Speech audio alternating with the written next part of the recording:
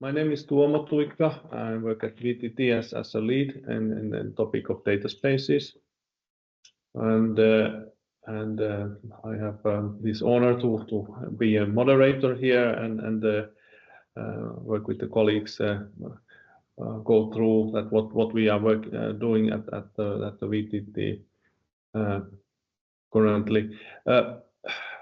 We have been inviting people from Data Spaces Alliance, Oulu Innovation Alliance, and also VTT. So there are many and even in LinkedIn. So that this is open event. So anybody who wants to participate is welcome to do so. And I think that it was, well, we have been with the data spaces quite some time already at VTTs, like since I remember from 2016 already, but then again gradually it has been getting more steam, and I think that it's especially now it's a good time to well, show that what we are doing, because we have been in many research projects and customer projects and so on, that what's going on. And of course, the motivation in the beginning of the whole story has been that when the European data economy was announced by the European data strategy. So I believe that everybody wants that Finland is part of that development, and we are in top of the matters in this topic. Well, today I think I just go to, because there's not so much time, even though we have an hour, but to show you the agenda. We have Heidi Korhonen setting the scene first, telling us a little bit background. Then we go to sustainable data sharing, and Ryan and Rita are doing presentation. Then live data sharing by Kari Kolehmainen, and mobility use case by Ilkka Niskanen, and then go to research topics by Markus. If there is a time, I wrap up some thoughts that come into mind, and in the end. But I think we have a full schedule here, so that we could away with Heidi your presentation, so that. Do you take over the screen? If you can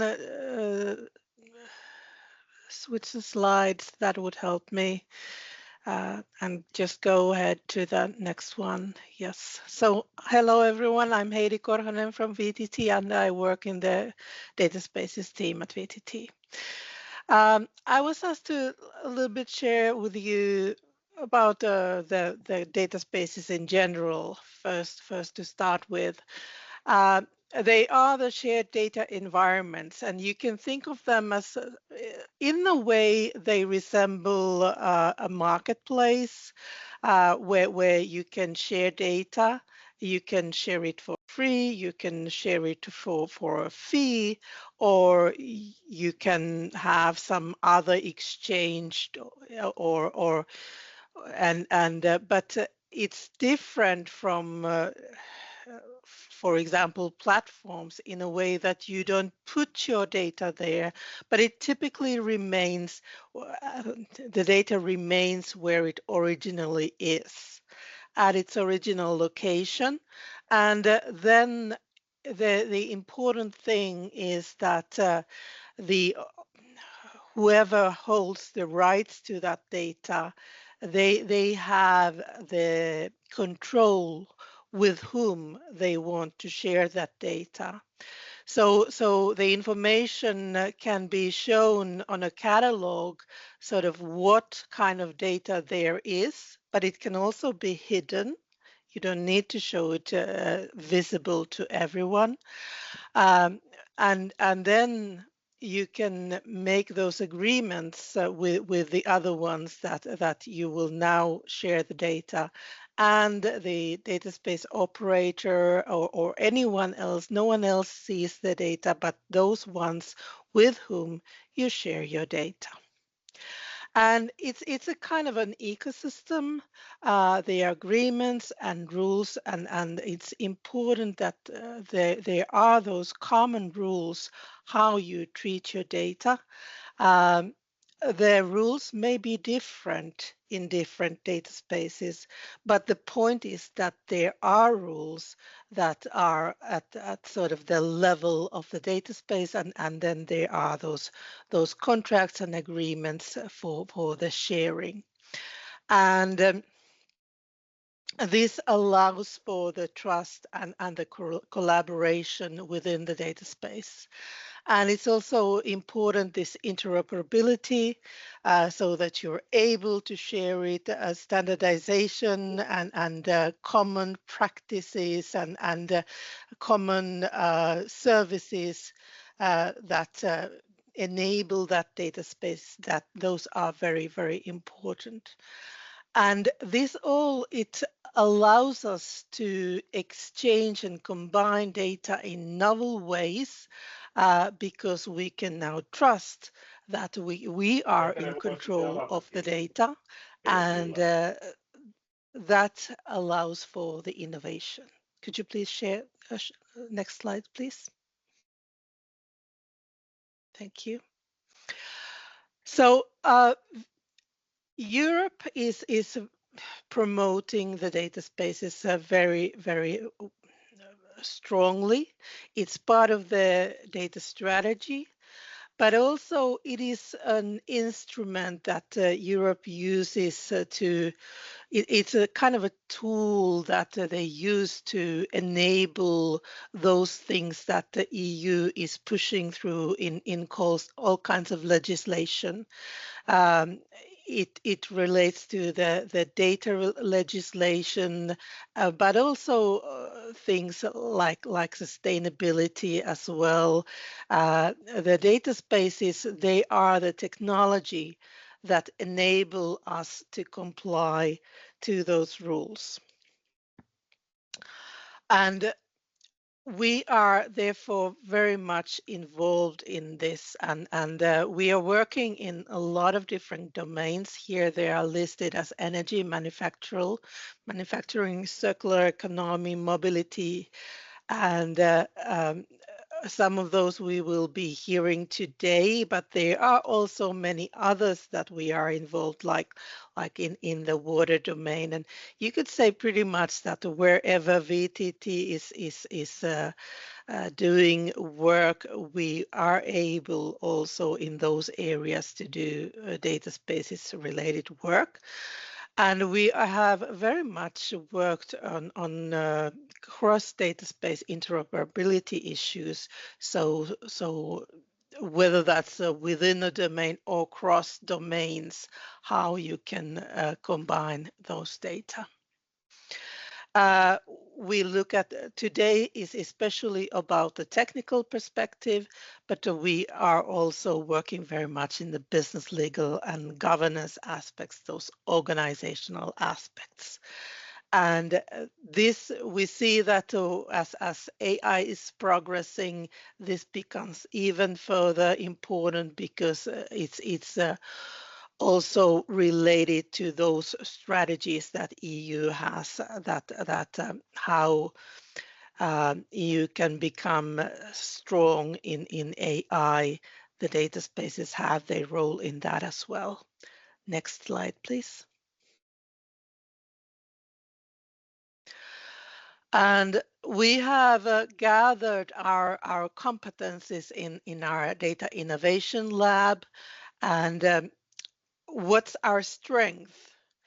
We have this our knowledge on that is data space specific, but also in other aspects around data, but also all those other capabilities within VTT that give us the strong technical background and knowledge, because it's not only about how you create the data space, it is also how you actually solve those problems within the domains.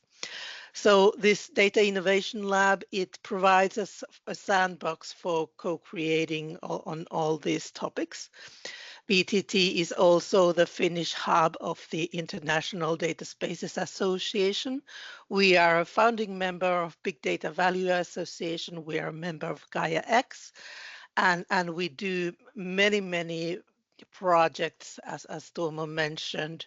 One and a particularly important one is the Data Spaces Support Center that is giving support to data spaces development and sort of making sure that the progress in Europe is aligned. We have reference work from more than 30 pilots. And on the right side of the slide, you can see our certificate. Our connector was one of the very first ones to receive a certification by IDSA. Next slide, please. And we also participate in a lot of the standardization work around this, because it's really important that there are those common practices and common standards for this data sharing. Without those, it cannot work. Next slide, please. And next. So let's first look at a little bit of a sustainability related data space work that we're doing. This one is from a project that we will be seeing a demo later today by Ryan and Rita. It relates to the scope 3 emissions. Those are the indirect emissions that companies will need to monitor and report on greenhouse gases. And so those are the indirect emissions from the value chain. So in order to report those, you will need information from both downstream and upstream your value chain. And that may be a little bit tricky to handle. One sort of traditional way of whenever doing some life cycle assessment related reporting, traditional way is to use some industry averages or something like that. But if we really want to have the real data, then we need to be able to share it within the value chain. And data spaces can enable this, that companies can share the primary data instead of the secondary one, because they're in full control of how they share it. And so this allows really a step change in the reliability of the data. And when we get this information, when we are no longer working on those averages, but actual real data, that allows us to really optimize the supply chains for emission reduction. And that has then major implications for sustainability.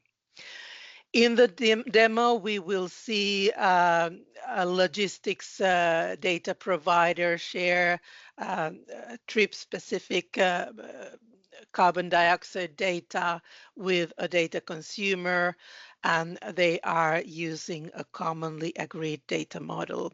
And that will be shown by Ryan and Rita later. Next slide, please. Another important sustainability aspect that, and this is an example of those things that EU is pushing through legislation, for example, the digital product passports, and data spaces are a tool through which we can actually do that and operationalize it. And we are also doing projects around these where our data innovation lab infrastructure is utilized for enabling such digital product passports. Next slide, please. Then if we look at energy, and next. Here is an example of demand side flexibility. It's actually combining two different domains electricity domain with district heating, and when that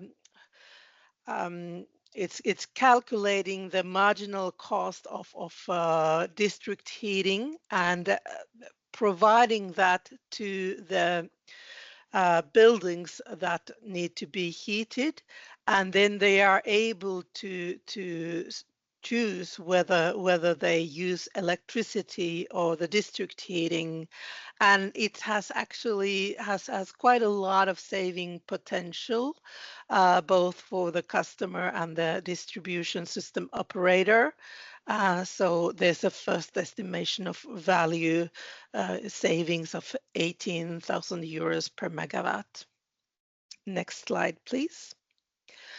Kari will be showing another demo where he will be combining issues of telemetry data sharing, and one of the parts that he's putting in there is one of our commercial customer projects with an international oil company.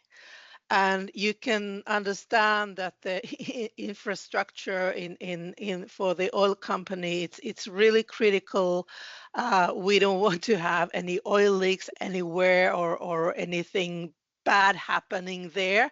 So we can use IoT sensors to monitor that critical infrastructure, and then that data is analyzed by a service provider so that we can know if everything is okay, or if we need to do some maintenance or anything. And but of course we don't want to give all that data to the service provider, so we are controlling it very carefully, that what data they actually need for the analysis, and sharing that with them through the Data Innovation Lab infrastructure. And next.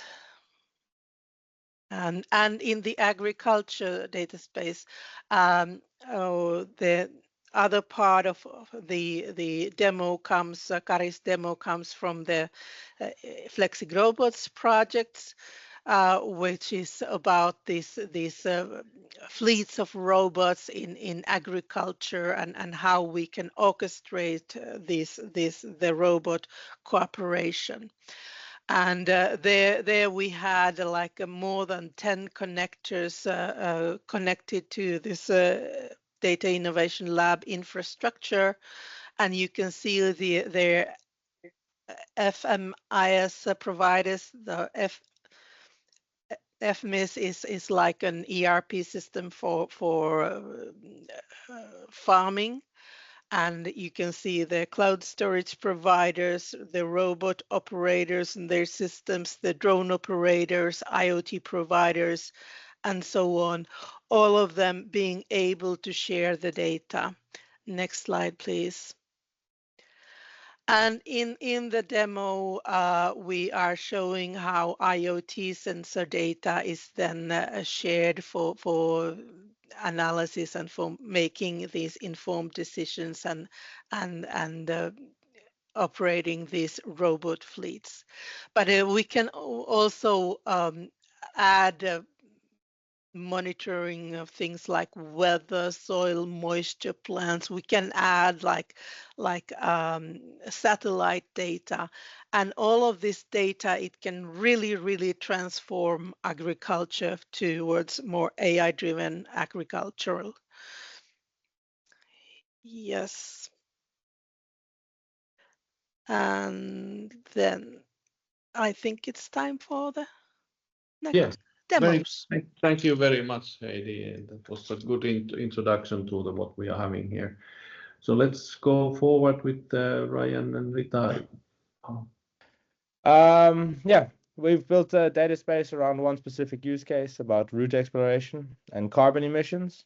I think we can dive straight into the actual demonstration itself rather than focusing on the PowerPoints. Most of it was already explained. So with this, we had the nice opportunity to try to work with some logistics companies, and through this, they gave us data that we now use to mock and simulate it. The idea of this is we want to show some value, some insights around how data spaces can be used to provide and consume data within a trusted and safe ecosystem. And with this, we have sample data, and we've collected this data from 5 different data sources within the vehicles and within the transportation hubs. And through data models, data structures, and artificial intelligence and LLMs, we're then able to interpret the data, build a single unified object or data structure from it, and then provide this to the data space. And we also have the benefit, because we understand the data, to then predefine the metadata offers through the providing section, which is in short describing or providing an overview of what this data is. So when we discover it and want to consume it, we then have the ability to then make sure we have the right type of data. So for this example here, we have the raw data provided here that is then hosted by our infrastructure. We then provide a nice overview of it, so a title, a description, some keywords that can then be searched. Excuse me. The data model and the purpose of use, as well as who the publisher is and some languages, the license that this falls under, and the means to then access this data. So this is then part of the benefits. By providing it to the data space, we then abstract and secure the original data source. And when we consume it, this URL will then come from the data space, from the consumer's connector. And finally, this is one of the key benefits. So we have the contracting window, the policy, the rules. And through this, we're able to define certain parameters in which the users can then access that are enforced by the data space and by the connectors. So there's 2 parts of this. We have the licensing, which is then the legal terms, which are then contracting and less easy to enforce. And we actually have the policy that is then machine enforceable. And based on this, we'll then define how the user and when the user can access the data. And if we then walk through this, so then from the consumption side, we've now provided, move this out the way. And from the consuming side, we can then discover these offers. And then we have the ability to then find them and then explore them. So for example, this one here is the one that we just provided. We then discover, we select it. So now we have an overview of the actual metadata we just provided. There's 4 steps, at least to this. So discover, select, explore, and consume. We're obviously now on the selection. So we've chosen one based on the keywords or the overview of the metadata. We can then have an overview from here, very similar data that we provide. We can have a walkthrough. What we've done as an extension to this is we've built on top of the IDSA's reference architecture. And through this, we have the ability to then do a few custom features. So one of the main benefits is we have the ability to then provide extra data. For this one here, there's no additional data that we wanted to provide. However, the feature then stands if we wanted to add more fields in the providing section, they would then show up here. And the best bit is then the route analysis. So the main benefit of this was the use case wanted to further analyze and understand their routes, their emissions, and then do a comparison between the two. And then what we do now is within real time, we have the ability, once consumed, to then check this right from here. We also have the ability then to export this data based on the usage policy contracts that are enforced. So if we're happy with this, we then agree to the policy, the licenses, and then we start to consume. What happens now in the background is we follow the steps. So the steps are here. We can do the offer discovery, the catalog lookup, the description request, the negotiation as in line with IDSA and the reference architecture, the agreements, and then the retrieval of the actual data. From here, we then have the ability to actually access the data. So it's the same raw data we saw earlier. If we wanted to then download this or feed this into a separate LLM application software interface, we would then have the ability to fetch it via the curl command or via REST. And just for those who are interested in the structure or any sort of data corruption that potentially can happen, we can then also see it in the application. And as I outlined, one of the custom features is the analysis bit. Because we know the data model, because we're sure with our LLMs and AI, we know that the structure is we know what it is. And through this, we can then in real time render, for example, the map, some sort of ranking of the routes and which ones were heavy or lighter, as well as an overview of the other information within this application. And that's, yeah, my demo very shortly. How was that? Yeah, thank you very much, Ryan. It was very compact, perfect. Yeah, so my demo is about live sharing of telemetry data through the data space. And in this demo, we've basically combined work that we've done in the customer project as well as in an EU project in different domains, like Heidi introduced before that we have utilized our VTT's internal sensor platform, which is Bluetooth sensors, to monitor critical infrastructure data or the infrastructure and share this data across the data space to make maintenance actions, as well as then we've also been involved in several agricultural domain projects where live data is shared from or retrieved from the fields and from the robots to manage the agricultural tasks, and also in energy domain, like a smart building data about the indoor air quality, for example, and these kind of things to enable the utilization of the data space to bridge different actors to work on real-time, real data from different domains. And without further ado, this is an dashboard of this Bluetooth sensor data, which is now simulated. It's not coming from the actual sensors, but the data format is the same. These sensors send live data to the IoT platform, which is fireware based that we've used here. And in the fireware, all the sensors are represented as entities. So they have different attributes and parameters that can be visualized in this kind of Grafana dashboard. And the data is recorded in time series database. And in this case, we can see how the sensor data is evolving in the data provider side.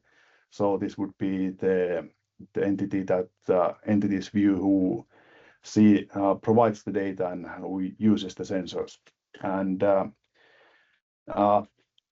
this IoT platform is then bridged to the data space connector so that we can choose which sensors we want to share or which data from which sensors we want to share across the data space to different actors and make data offers out of them.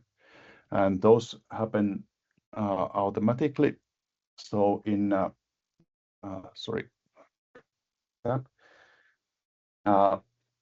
this is the view of the data space connector on the provider end, where we have different data offers made from those entities we saw in the IoT platform.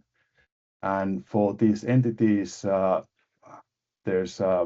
they are automatically created by the adapter that we've implemented to bridge the gap between the fireware platform and the data space.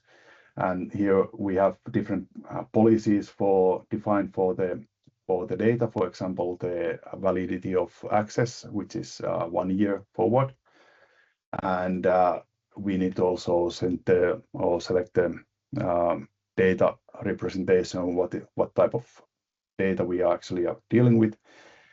And this information and data offers are passed to the metadata broker in the data space, where the consumer can then find it. And on the consuming side, I'm using the UI that we've used in the agriculture project. So we've got this ability to browse the data. We can see if we are ordered any data. Right now we don't. And on the application, we can browse the available connectors in the metadata broker. So we have only these two connectors in this demo, the provider side and this consumer side, which is our own.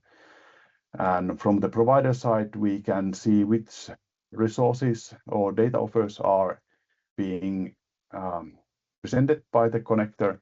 So there's two right now, or two of these sensor data out of the three is available there. And this one, I think, was the one that is the most frequently updating. We can see the contract.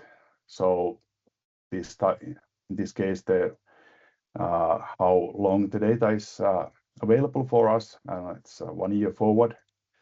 And then we can also subscribe here for updates of the data. So we don't just get the data up until this point of the data offer, but also all the future sensor updates. We get the notification of those and can link this to the our own analysis platform or IoT platform. And when I click order here, we should start seeing this data coming through the consumer side IoT platform. We are using same Grafana, and there's also kind of fireware-based IoT platform on the consumer side, but it can be anything. With the fireware, we have the data described as the smart data models, which are publicly available, and it's JSON linked data. So we can get the semantics of the shared data through those links when we need. But yeah, so now we see that the sensor data from here, from the provider side, is propagated to the consumer in a quite low delay. Obviously, this is not like hard real-time system that can be employed here, but in this kind of maintenance or situational awareness type of applications where the hard real-time requirements are not that crucial, this kind of publish and subscribe data propagation works quite nicely. And once we don't need this data anymore, we can also see here that we have this one data resource ordered, so we can delete the data updates, and then it should stop propagating the data anymore. And yeah, this is the basics of this demo. As you can see, we can kind of with the relatively low latency, we can provide sensor data from between different IoT platforms, whether it's using fireware, MQTT, or OPC UA. This works quite nicely over the data space and over our data space innovation lab connector. Okay, hello. My name is Ilkka Niskanen. I'm a senior scientist at VTT, and I will tell you a little bit about our activities in the mobility domain. So I have a couple of use cases I will shortly explain. So first of all, we are a partner in a project called Deploy EMDS. So it's an EU-funded project which shows, well, the aim is to show how data spaces can be used in the mobility domain, how they can benefit especially the urban mobility, and the aim is also to enable improved services and policy making. The Deploy EMDS it also contributes to the realization of a common European mobility data space. So the common European mobility data space aims at bringing together different stakeholders and actors and data from the mobility domain. And our main responsibilities in the project, they include, first of all, we provide technical support. We implement data spaces, and especially we are supporting the city of Tampere use case and the data space that will be built around it, or currently building it.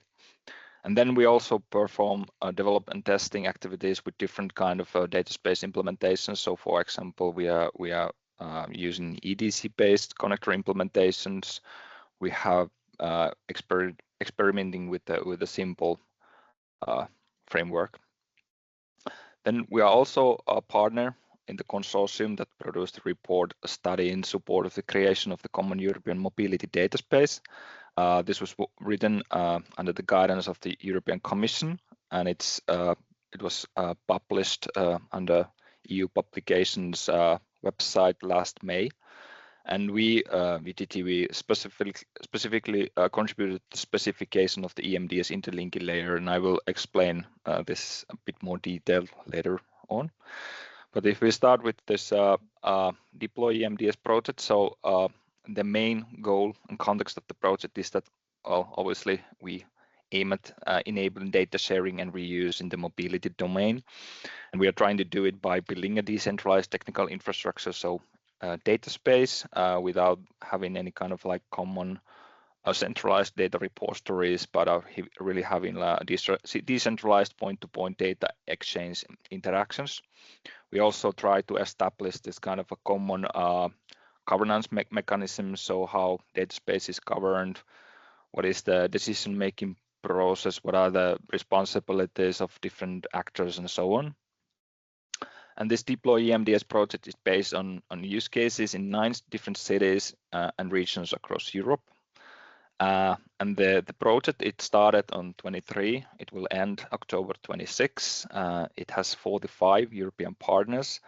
And the Tampere use case is the use case that we are working with. The aim is to implement a data space and to standardize how data is collected from different data sources and from different participants. We also look into dataset harmonizing, so how we can build a common vocabulary, for example, to harmonize different types of data collected from different sources. And also we are trying to integrate it, the data space into national and EMDS frameworks. And the goal is to ensure that stakeholders can access and utilize Finnish transport data and to develop new kind of services and meet in the end user needs, to also promoting and supporting innovation within this area. And the overall objective is to support seamless travelers experiences and enable service expansion across Finland and Europe. Then about this Simple. So Simple is open source middleware platform enabling data access and interoperability across European data spaces. So it's a really important factor, and it plays a key role in building these different common European data spaces for different domains. We conducted our tests within the Deploy EMDS project. We used different multiple cloud platforms, so Azure, AWS, Ionos, and our installation followed the Simple Open Installation Guide version 1.1. And our results and findings include that, first of all, we felt that Simple is really modular and it's really highly configurable, and there are some really promising governance features. So for example, how the participant onboarding is implemented, how it's orchestrated, and so on. However, we also felt that the documentation focused a bit too much on a single cloud provider, so we found it a bit complex to deploy Simple in different cloud platforms. So we would suggest for improvements that, well, first of all, we would think that there could be a little more detailed documentation, also maybe to include more cloud provider specific installation deployment examples. So a little bit more support on how to deploy Simple in Azure or in AWS and so on. But however, I think it's important to to be noted here that our tests were conducted in Sprint 25. So since then, we have been focusing a little bit more on this EDC-based implementation. So I think the framework has likely evolved since then. So this should be noted. Then my final topic is this EMDS interlinking layer. So EMDS interlinking is kind of like a catalog of catalogs. So it aims to collect metadata from different data ecosystems and data spaces of the mobility domain, and it aims to support and facilitate the discoverability of data. So different actors can describe the data assets, and then they can publish this metadata information into the interlinking layer, and by thus their data assets can be found by other actors. Our main contributions to the report were that first of all, we defined some use cases that show that how the interlinking layer can be used, what are the main benefits, what are the different scenarios. Then we developed some architectural options. So what are the different architectures that can be used to implement this kind of interlinking layer.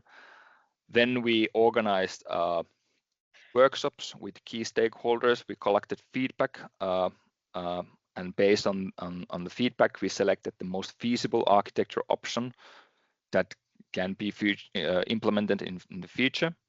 Then we also did some UI design. We specified some interfaces, some APIs. We describe how identity and access management could be implemented, and so on. And finally, we specified this metadata specification called Mobility DGAT to support publishing this metadata about the available data assets. And the final, that there's a link where you can find this report if you're interested in, and this is publicly available, so anyone can take a look. Thank you. This was my presentation. Yes, thank you, Tuomo and Ilkka. I'm Markus Taunberger, research team leader of the Advanced Data Spaces team, and you have heard from my colleagues what we have done recently, and I will give you now an outlook what we are planning to do in the future, and I would like to invite you also to collaborate with us on these future topics.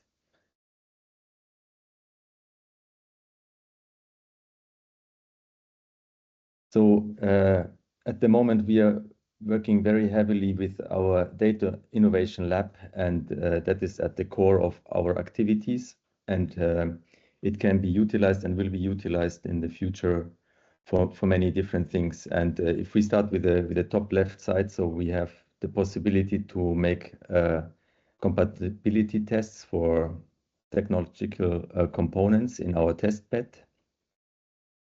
Then if we move further to the right side, cross-data space interoperability will be a very important topic in the future, as we are seeing the emerging data spaces in different domains and in different geographical locations. So the federation of them and the exchange of data between data spaces is definitely being a hot topic for the coming years. Then we are seeing also future topics arising from the identity and trust management, and here especially data spaces and business wallets, how they can be integrated to improve the trustworthiness of the solutions. Then the orchestration of data ecosystems in practice, for example, how to develop use cases and data productization is a topic that is very relevant for us from the economic side to support our partners with making the right decisions in packaging data and making it available. Then I'm very happy to see also that standardization has been kicking off, and we as VTT, we are involved in a very core role there in different initiatives. And that will also continue during next year and will help the industrial pickup. And then last but not least, we are seeing the AI and data convergence, and we are also going to contribute to that by utilizing AI for making our data space solutions better, but also to create data spaces to provide high quality data for the AI training of models, especially LLMs will benefit from that. Now I'm a bit going to the Finnish perspective. So I've already mentioned that we have European level data spaces forming, and they all come with their own vocabulary hubs and identity management. Then we are seeing national level activities. They are mainly regional and domain specific. And then further down city level, and there we are active in two main areas. It's the Tampere urban data space and the Helsinki urban data space. And here the analysis of different governance scenarios is in progress. But later on, how to connect these to the national and European level will be of a very good, big relevance as well.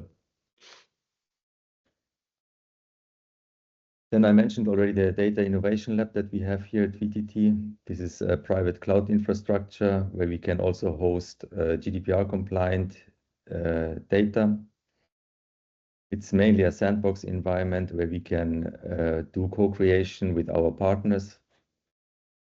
We have support ready for different well-known solutions ranging from GaiaX, Simple, Eclipse, Fiverr, and international data spaces. And as you have heard already earlier, we have certified components that we have extended with features that were found in our collaboration with customers. And VTT is also the IDSA hub Finland, where we are trying to advertise the data space movement. And maybe specifically the Eclipse cross-federation service components, so they will play a vital role when we work towards the federation of different data spaces, as I've mentioned earlier.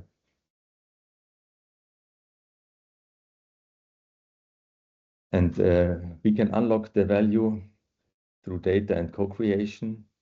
So we can provide the tools and environment to raise the awareness.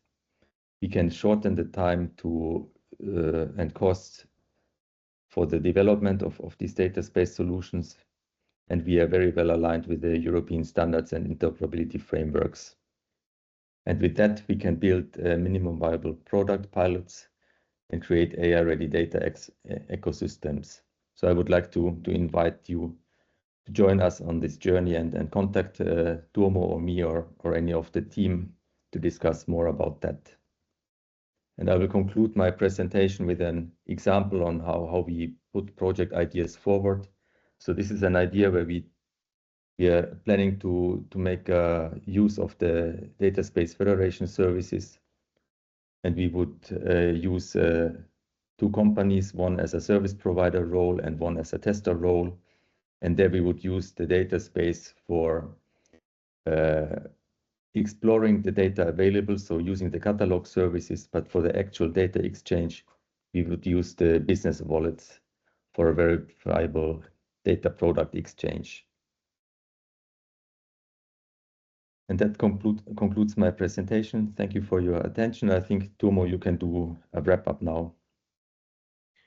Yes, thank you very much. I think we had really a great setting of what VTT is doing, especially from the technological perspective. And as Heidi was starting with the notion that in fact we are also looking at or doing research on the governance aspect or business aspects or regulations. So we are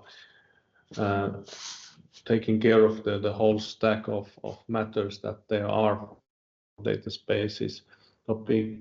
And we wanted to have this presentation about the technical advances that we have been working on. And as you notice that we are quite deeply involved with the development of the architecture and the technologies and standardization of these data spaces technologies.